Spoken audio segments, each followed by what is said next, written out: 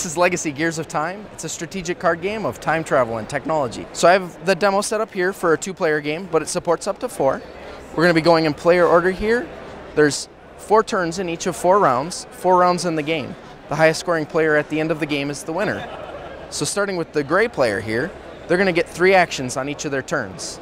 And I'll show you each of the possible actions. Traveling back in time is 1 action. Any number of time frames. We have 4 discrete time frames on the board right now. When you're in a time frame, you can establish a technology. That also takes 1 action. We're going to establish combustion engine. By putting it in the time frame that we're in, we'll have to pay its cost. That's the number in the gear icon right there. Costs are paid by discarding that number of cards face down to the discard pile. When you do that, you get that many cubes of your color onto that technology. These are called influence cubes, and they represent that the gray player is going to be the one who scores 3 points for this at the end of the round. But only if its dependencies, fire and the wheel listed in the box, exist somewhere previous on the timeline. They don't have to be there for us to play it, but they do have to be there for us to score. We'll use a little failed technology marker to show that. We have 1 more action available. We're going to choose to draw. Drawing is from the top 2 of the draw pile. We keep the one that seems more relevant, discarding the other one face down. Now we'll move on to the green player's turn. Again, 3 actions. Travel back in time, any number of time frames. Couple things about that. We could have stopped here if we wanted to, but there's a capacity limit of 1, 2, 3, and 4 technologies. Since there's only room for 1 more technology here, we'll choose to go 1 more further instead, so we can play more things. Also, during the round, you can travel back in time as much as you want, as far as you want, but you can't travel forward. So once you pass up a time frame, you give up the opportunity to do anything in that time frame. And that creates some interesting decisions where you need to sort of plan your round backwards, playing more advanced things early on, then filling in the gaps as you go. So now that we're here, we're going to establish a technology. We're going to establish fire. That has a cost of 1. We'll discard 1 card and get 1 cube. Fire is a fundamental technology. That means it doesn't have any dependencies, and we're going to end up scoring for it without any more requirements. For our 3rd action, we're going to establish the wheel. That goes right below in the same time frame. As soon as we do that, the combustion engine is now successful. We'll remove the failed marker, and that'll allow the gray player to score points. You might be wondering, why would the green player want the gray player to score points? Well, they're going to get 3 points and 2 points respectively straight away. But every time a more advanced technology depends on it, you're going to get that many bonus points yet again. It's sort of like a royalty. So now we'll move on to the 2nd turn. We haven't gone to scoring yet, which is fortunate for the gray player.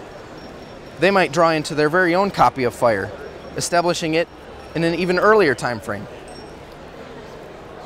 This is as if the green player traveled back in time and said, "I invented fire," and the gray player traveled further back in time and said, "I invented fire before you." And I'll show you how this gets resolved at the end of the game, or at the end of the round, excuse me. So let's say by the end of the round, the board looks something like this. If we happen to have one that has a cost of 2, we'll discard 2 cards face down and get 2 cubes.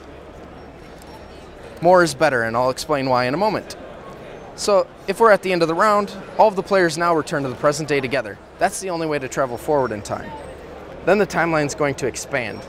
We'll slide the capacity track over, creating a new time frame here for more advanced technologies. These are going to stick around, so we'll be able to play more technologies based on them as the game progresses. That'll increase the capacity to 2, 3, 4, and now 5 technologies here at the end. Before we go to scoring, we'll resolve the timeline. If there's duplicates, the earliest successful copy stays, all the other copies get cleared off the board. We'll tidy this up and then we'll go to scoring. The gray player is going to get 3 points for fire. We'll move them to 3 on the scoring track over here. They're going to get 3 points yet again because of the dependency bonus from combustion engine. So now we'll move them up to 6. The green player is going to get 2 points for basic sciences, 2 points for the wheel, and 2 points for the bonus from combustion engine there. A total of 6 points. Finally, the gray player is going to get 3 points for combustion engine. Before we go to the next round, we'll take 1 influence cube from each of these technologies. These go back to the players to form what's called their influence pool. We'll keep that on the character cards. This is separate from the supply. Both players are drawn back up to hand to 6 cards as we go into the next round. And now that we have influence cubes in our influence pool, we have a new action that's available. When we're in a time frame, for one action, we can put any number of influence cubes onto a technology. The player with the most influence cubes on a technology is the one who scores points for it at the end of the round. So the game starts to shift to more of an area control style as it progresses. So now the gray player is going to score points, unless the green player came and went over the top. Now they'll be the one to score points for this at the end of the round. You have to be careful though. Anything without influence cubes on it at the end of the round ends up getting cleared off the board. It's as if no one was there to make it happen. That causes anything that depends on it to fail, scoring no points. And one of these cubes actually ends up going back to the supply, not to the influence pool.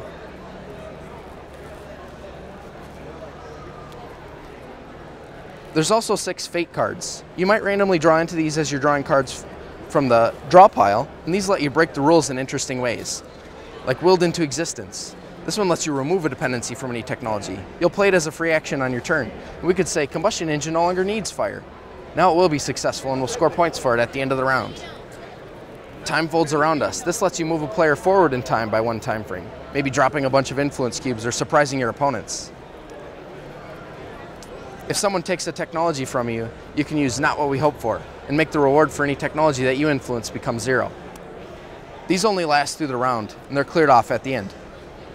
So we'll repeat the process for 3 more rounds. Highest scoring player at the end of the 4th round will be the winner. And that's Legacy Gears of Time. I hope you enjoyed the demo. Visit us at floodgategames.com to check out more.